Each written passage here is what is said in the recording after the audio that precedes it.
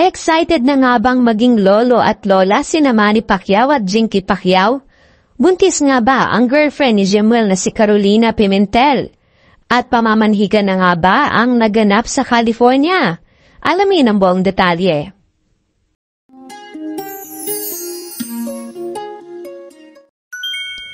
Masayang-masayang ibinahagi ni Jinky Pacquiao ang mga litrato kasama ang girlfriend ni Jemuel na si Carolina Pimentel. Sa mga larawan kapansing-pansin ang mainit na pagsasama ng dalawang pamilya. Mga ngiting puno ng kilig, halakhakan, at isang sandaling tila bahudyat ng bagong yugto sa buhay ng mga Pacquiao. Pero higit sa lahat, dalawang bagay agad nakaagaw ng atensyon ng mga netizens.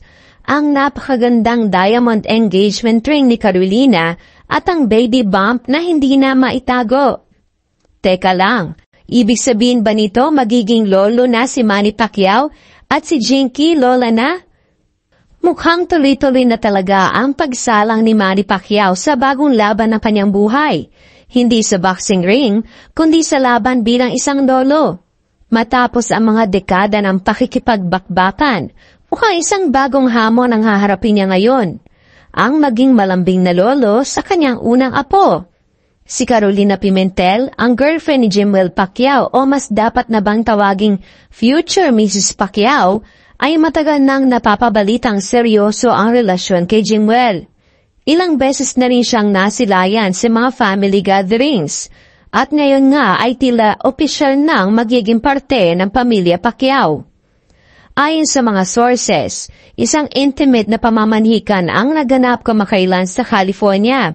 Bagamat hindi pa kumpirmado kung kailan ang wedding, maraming netizens ang naniniwalang malapit na ito. Lalo pat kitang-kita ang engagement ring at ang tila second trimester na baby bump ni Carolina. Samantala, si Jinky Pacquiao na ever so stylish ay hindi na itago ang kasiyahan. Sa kanyang Instagram post, makikita ang caption na may kasamang heart emoji. Tonight deserves something special. Family dinner time. Cherishing family moments. Hashtag love and laughter. Hashtag God is good. Bagamat hindi tahasang sinabi kung bakit espesyal ang naging dinner kasama ang pamilya ni Carolina, ay obvious na obvious ang kaligayahan sa kanilang mga mukha. Kulang na lang ay ang grand reveal. Lola goals na talaga si Madam Jinky. Siya na ang pinaka-glamorous na lola sa balat ng lupa pag nagkataon. Hati naman ang reaksyon ng mga netizens. May ilang duda sa intensyon ng babae kay Jemuel at baka perahan lang daw. Pero may ilan namang nagtanggol dito at sinabing mukhang mabait at seryoso naman ito sa relasyon niya kay Jemuel. Halatang halata rin naman daw na botong-boto ang mag-asawang Manny at Jinky. May ilan din na nagtanong kung ito ba'y isang shotgun wedding. Pero ayon sa ilang malapit sa pamilya, matagal na pinag-uusapan ang posibilidad ng kasal at hindi raw ito basta-bastang desisyon. Sa ngayon, tahimik pa rin sina Jemuel at Carolina tungkol sa issue, maging si Manny at Jinky. Wala pang opisyal na statement mula sa kanilang kampo. Pero kung pagbabasehan ng mga litrato, gestures at mga ngiting hindi matatawaran, tila isang masayang yugto ng buhay ang kanila pinagdadaanan ngayon.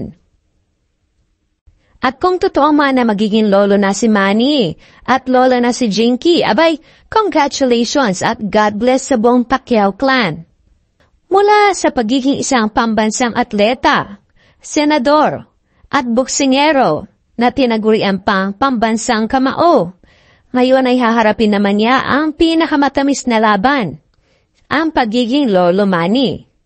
Congratulations! Para sa mas marami pang updates at showbiz eksklusibo, manatiling nakatutok dito lang sa Showbiz Ganap Global. Ikaw, ano opinion mo sa issue ito? Leave your comment below. Thank you for watching. Don't forget to subscribe and click the notification bell for more updates.